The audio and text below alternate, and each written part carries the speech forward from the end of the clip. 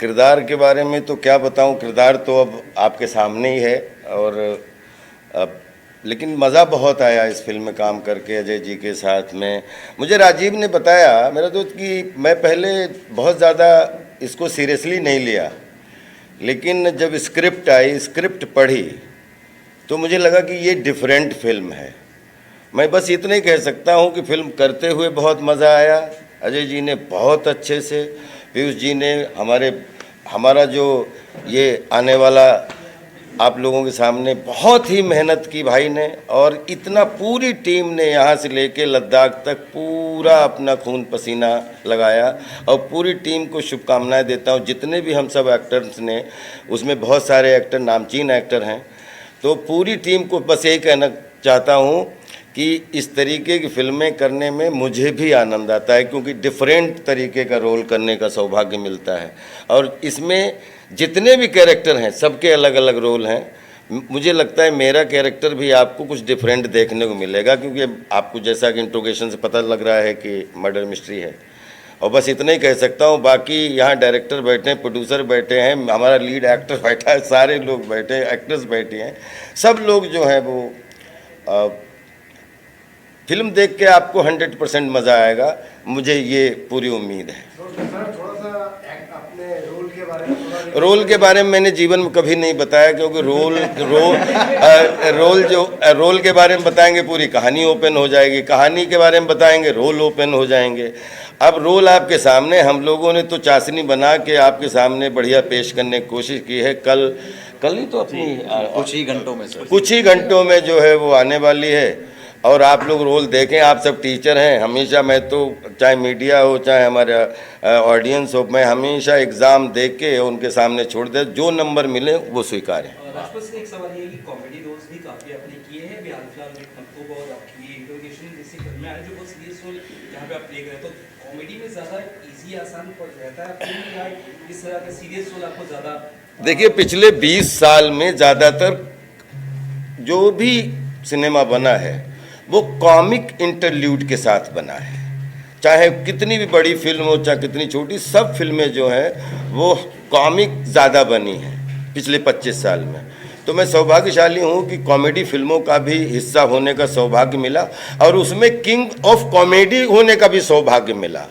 लेकिन मैंने जब अपनी फिल्मी करियर की शुरुआत की, मेरी जंगल से शुरुआत हुई, फिर मेरे प्यार तूने क्या किया मैं कॉमेडी के लिए रामू जी ने अप्लाई किया, फिर उसके बाद रामू जी ने मुझे मैं माधुरी दीक्षित बनना चाहती हूँ। आफ्टर महमूद भाईजान 4 फिल्में सपोर्टिंग, 2 फिल्में लीड, 4 फिल्में सपोर्टिंग, 2 फिल्में लीड।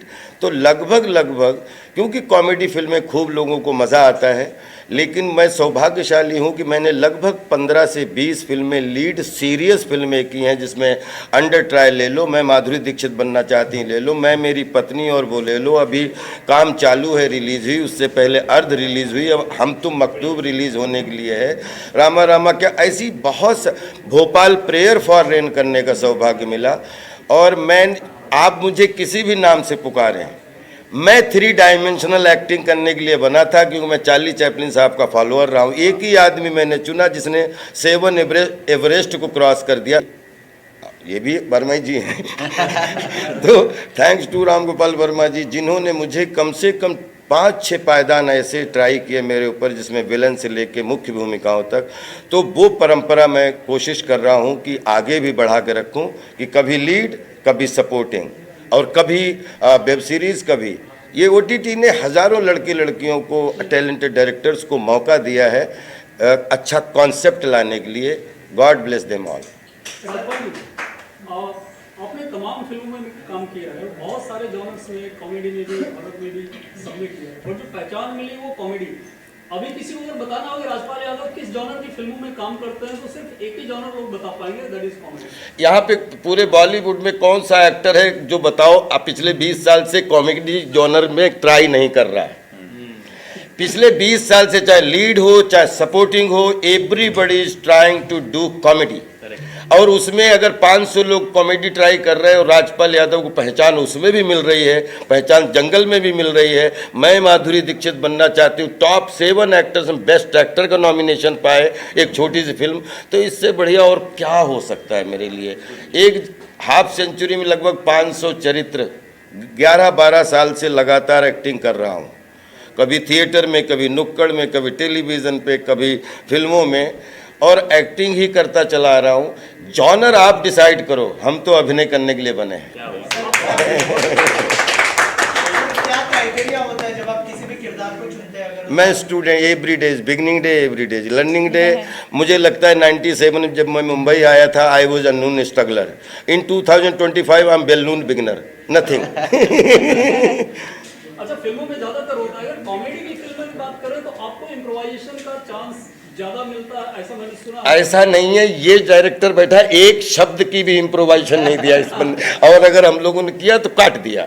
तो हम लोग कभी इम्प्रोवाइज नहीं करते हैं, हमारी बाउंड्रीज होती हैं। जो अच्छा एक्टर होगा वो डिसिप्लिन्ड ही होगा, वो डायरेक्टर के इंटरप्रिटेशन से बाहर जा ही नहीं सकता। हाँ, ये होता है कि डायरेक्टर है, आपने 2-3 तरीके से अपना रोल करके दिखाया, उसको जो समझ में आया उसने कहा यही मुझे चाहिए, वो तो होता है, उसी का नाम तो प्रैक्टिस है। कि बोलते हैं हम लोग किसी भी लेवल पे डायरेक्टर की बाउंड्री से बाहर नहीं जाते, नहीं तो इनडिसिप्लिन एक्टर हो जाता है। हम जो भी करते हैं वो डायरेक्टर की इंटरप्रिटेशन की बाउंड्री में, उसके मकान में ही रह के काम करते हैं। I am not senior, I am just beginner. क्या बात है? आपका इनपुट मायने तो रखेगा ही हमेशा, एक सीनियरिटी का एक नहीं, कोई सीनियर जूनियर नहीं होता सिनेमा में स्पेशली। जैसे आप अगर कोई बिजनेस करते हो, 20 साल से बिजनेस कर रहे हो, तो 100%, माननीय बच्चन साहब से एक दिन बात हो रही थी, उनसे ज़्यादा सीखने को किसको मिल सकता है, जो अभी भी कहते हैं कि मैं रोज़ सीखता हूँ। एक्टिंग में आप 90 साल के भी हो जाए साहब, आप स्टूडेंट हैं, क्योंकि हर रोल नया, हर फिल्म नई, हर डायरेक्टर नया, और हर डायरेक्टर का इंटरप्रिटेशन अपना। तो हम लोग जस्ट कोशिश करते हैं कि जो भी हमें काम मिले, चाहे छोटा काम मिले, चाहे बड़ा काम मिले, उसमें मेरी ईमानदारी प्रॉपर दिखनी चाहिए। राजपाल सर, आपने अब तक की जर्नी में सारे तो कैरेक्टर कर लिए, कोई बचा नहीं है? नहीं, बहुत बच्चे हैं। अरे ऐसे बच्चे हैं, अभी तो ऐसा लगता है कि अब तो ग्राउंड बनी है। पांडव भी 45 साल के बाद ही मतलब रण क्षेत्र में उतरे थे। मुझे लगता है अभी तो मेरा जन्म हुआ है बॉस। तो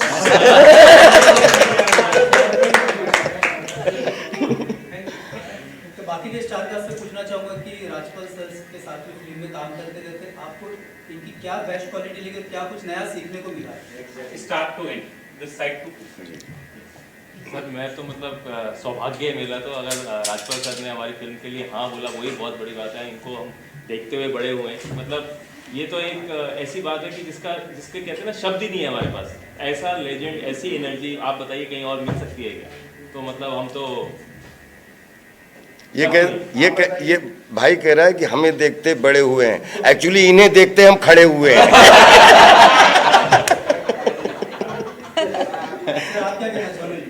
तो सबसे पहली बात तो मैं इतना अपने आप को लकी मानता हूँ कि सर को और मुझे एक ही पर्दे पे एक ही पिक्चर में देख के मेरा सपना पूरा हो गया सर। मेरा भी। और इतना मज़ा आया सर के साथ काम करके। एक भी दिन सर ने मुझे ऐसा महसूस नहीं कराया कि मैं नया एक्टर हूँ या फिर ये पहली बार मैं कैमरा के सामने काम कर रहा हूँ। सर ने इतना कंफर्टेबल फील कराया मुझे, और उसी वजह से मैं सर के साथ खेल पाया। जैसे सर ने बोला, हम अभिनय करना जानते हैं और ज़िंदगी भर मरते दम तक हम सिर्फ एक्टर हैं, एक्टिंग ही करेंगे हर जॉनरा में। सर के साथ हमने एक्टिंग करी, और यही एक्सपीरियंस मैं चाहूँगा कि मैं अपनी लाइफ में सदाबहार याद रखूँ कि मेरी पहली फिल्म जो थी वो राजपाल सर के साथ थी। नहीं, मैं दोनों के बारे में एक चीज़ कहना चाहता हूँ कि सच में जेन्युइन इतनी लड़के ने मेहनत की। मैं इनके सामने नहीं बोल रहा हूँ, लेकिन ये सुबह से सेट पे जाते थे और कभी भी एक लाइन नहीं भूला, और लास्ट पूरे शाम तक ये आदमी अपने कंसंट्रेशन में रहा। God bless him. अब मैं चाहता हूँ इसके लिए ताली आप बजाएं प्लीज़। आपका एक्सपीरियंस कैसा रहा राजपाल सर? मैं तो सर की बहुत बड़ी फैन हूँ। मतलब मैंने सारी अब तू ही बचपन से देख रही है। बात तो सच है। और मैं सच बताऊँ तो मैंने जब अजय सर ने मुझे फ़ोन किया था इस फिल्म के लिए, मैंने पूछा नहीं था कि फिल्म में कौन एक्टर्स है, कास्ट कौन है। मैंने कहानी मुझे पसंद आ गई and I was like I want to do this film. मैं जिस दिन सेट पे पहुंची और मैंने राजपाल सर को देखा and I was like Rajpal sir है हमारी फिल्म में, एंड ही वाज लाइक हाँ। I was like oh my God, because मैंने इनको सिर्फ स्क्रीन पे देखा है, मैंने इनकी फिल्में देखी है, मैं इतनी बड़ी फ़ैन हूँ इनकी, और मैं इनके साथ स्क्रीन शेयर करने वाली थी। मेरे लिए बहुत बड़ी बात थी। I was excited, nervous and बहुत मज़ा आया मुझे इनके साथ काम करने में।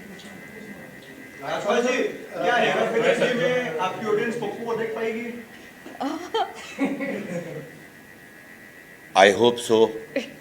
मैं भी दुआ कर रहा हूँ कि बने, और उसकी अपनी ऑडियंस है, और बिल्कुल सब चीज़ें जो चल रही हैं, बस मैं ये चाहता हूँ कि सब चीज़ें, कुछ कभी कभी मिसकम्युनिकेशन हो जाते हैं, तो मैं चाहता हूँ कि सब सॉर्ट आउट होके हेरा फेरी 3 बने और सब लोग जैसे काम करें तो वैसे एंजॉय करें। सर, एक हेरा फेरी के अंदर एक सबसे बड़े कैरेक्टर जो थे, बहुत अच्छे, आप समझ गए होंगे, उनको बाबू राव जी को निकाल दिया गया है और उनके ऊपर 25 करोड़ का केस भी लगाया है। वो सही है या गलत है?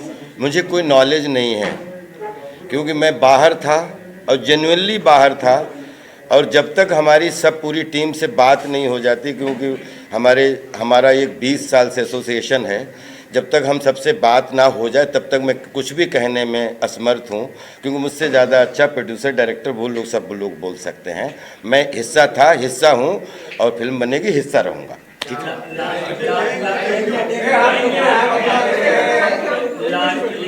फिल्म एक समाज में एक मैसेज देती है, तो आप ऑडियंस से क्या अपील करना चाहेंगे कि वो ऑडियंस आए और इसको वॉच करें? क्या बस इतना कहना चाहता हूँ कि फिल्में जो हैं वो रियलिटी नहीं है, फिल्में रियल नहीं है। Real is illusion of reality.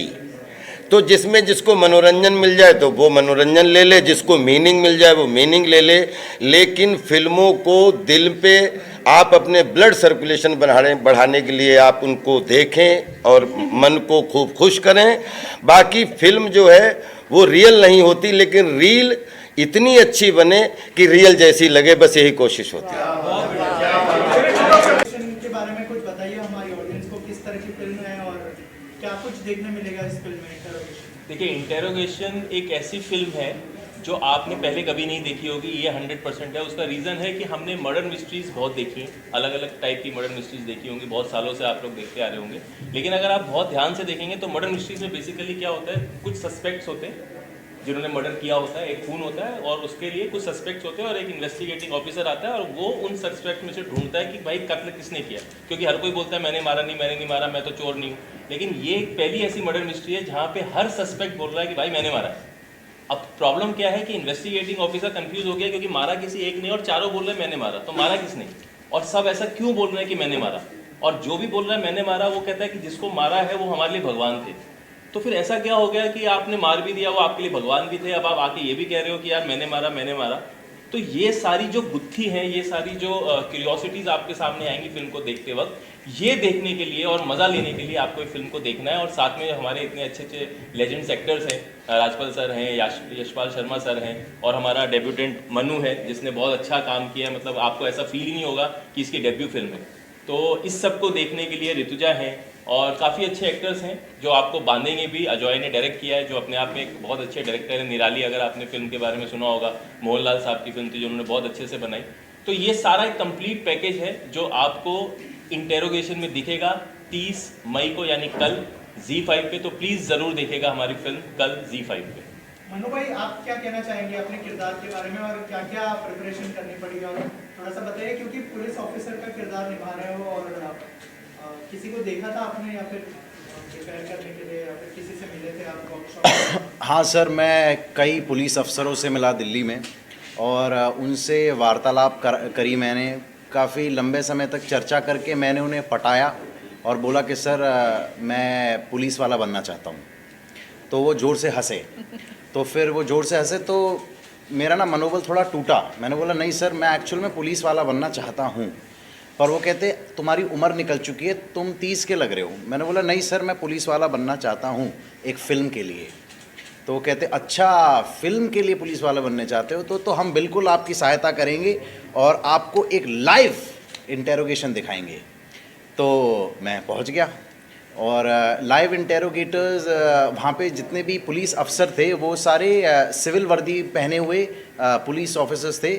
उनके बीच में बैठ के मैं बस चुपचाप एक स्टूडेंट की तरह उन्हें देखता रहा और उनके इमोशंस को, उनकी बात करने के तौर तरीके को, उनके लहजे को, उनके बॉडी लैंग्वेज को बारीकी से पढ़ता रहा।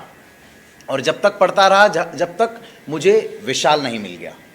और एक समय ऐसा आया जब एक पुलिस अफसर जो और ये हाल ही में जब ये एक्चुअल इंटेरोगेशन इन्वेस्टिगेशन चल रही थी तो मेरे साइड में ही इनकाउंटर्ड क्रिमिनल लेटा हुआ था, आधी टांग टूटी हुई थी उसकी।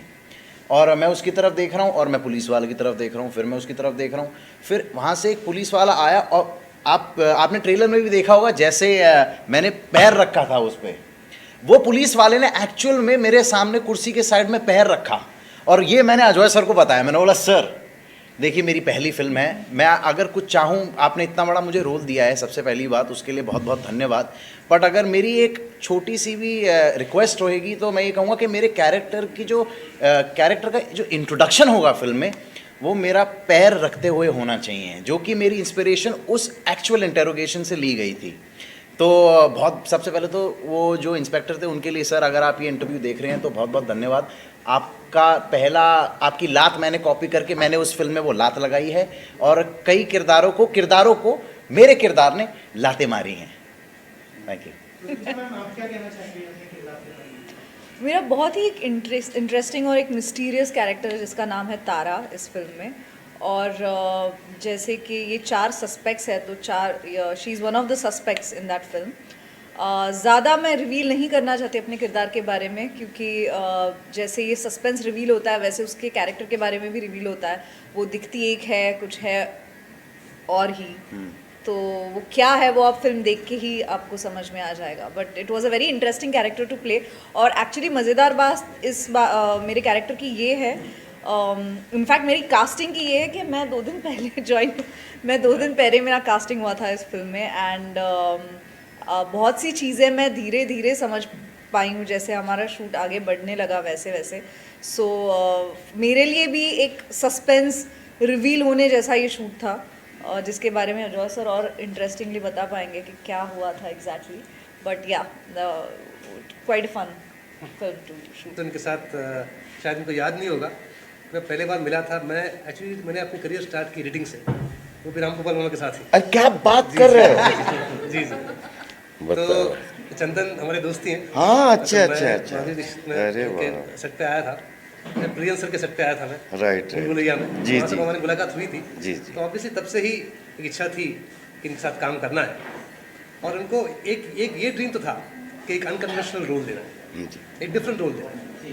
तो आई एम वेरी लकी कि ये मौका मुझे मिला एंड थैंक यू सर कि आपने एक्सेप्ट किया। नहीं sir, I had so much fun. Thank you sir. Believe करिए मुझे इतना अजय जी के साथ अच्छा लगा और मैंने जेन्युइनली एंजॉय किया इस फिल्म में और अच्छा ठहराव के साथ प्रॉपर अभिनय करने का मौका मिला और वो आपको फिल्म में देखने को मिलेगा। Thank you so much sir. Thank you so much. Sir मैंने भी ऐसे बचपन से ही देखा है। तो जब ऐसे इंडस्ट्री में आए तो हमने ऐसे सुना था कि आप ऐसे कितने भी लंबे सीन्स हो ऐसे एकदम परफॉर्म कर सकते हो बिना भूले। बट वो सेट पे रियलिटी में देख के सच में मतलब हमारे सीन्स एक्चुअली एक सीन हमारा 5-10 पेजेस का था और एक फ्लो में जो वो होता था एकदम डिसिप्लिन के साथ, that was really amazing. It was great working. Thank you, God bless you.